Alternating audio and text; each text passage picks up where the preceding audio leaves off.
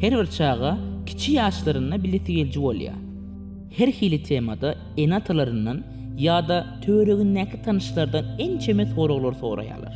Aýdyşym ýaly bu soraglar her hili bolýar. Esasanam Gurban bayram barady.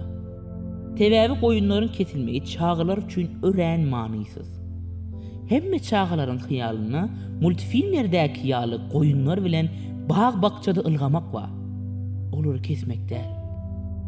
Meniň üçin hem çağa wagtym goýunlaryň kesilmegini eşitmek ören gorkunç gelýärdi. Bir gede kakam bilen köýle balyk tutmağa gitdik. Kakam balygy tutdu da bedräniň içine goýdy. Şol wagt ol balygyň susuzlukdan titreýänini gördüm. Kakama, "Näme üçin biz haýwanlary öldürýäs? Olaryň hem jany bar. Olaryň hem ýaşama haky bar" diýdim. Kakam ýylgyrdy da ýanyma oturdy.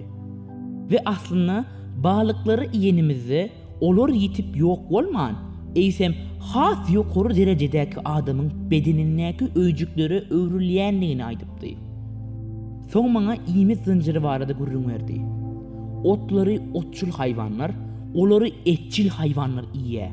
Olar ölen soň toprağa garaşyp dökün bolup, ýene de otlar üçin esasy iýmit çeşmesi bolýar we zynjyr dowamly şeýle aýlanyp durýar. Bu iýmet zynjyry tebigatdaky ähli jandarlaryň ýaşaýyşyna dowam etmeleri üçin iň wajyp zat eken. Şol gün tebigatdaky hemme zadyň bir maksadynyň wezipesiniň barlygyny öwrenipdim. Bu zatlary öwrenen soň Gurban bayram barada duýgularymy dälle aklymy diňläp başladym.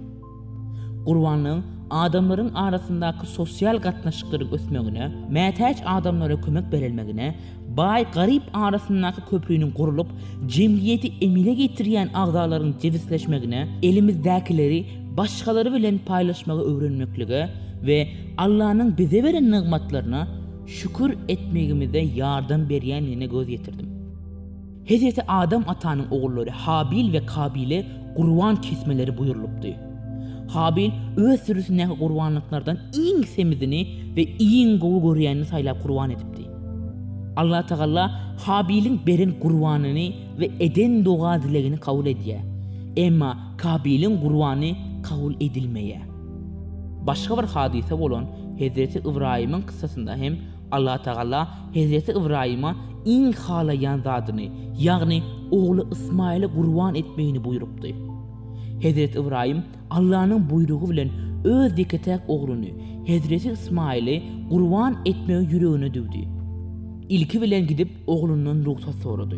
Hazreti İsmail kakası İbrahim'a Allah'ın buyruğu olsa hiç kaygılanma, buyruğunu berca edin diye. Bu Hazreti İbrahim üçün ne hili kıyın hem bolsa İsmail'i gurban etme üçün bir dağın tepesine çıkıp onu gurban edecek vakti Cebrail bir goç bilen asmandan inýär. Allah'ın Hazreti İbrahim'e eden sinagyndan Hazreti İbrahim geçip ona öz ve parlygyny görkezýär. Onu Habil'in gurban eden semiz goýnundaky ýa-da Hazreti İbrahim'in kıssasyndaky inçe sır nämedi? Ýagny biziň İsmailimiz näme?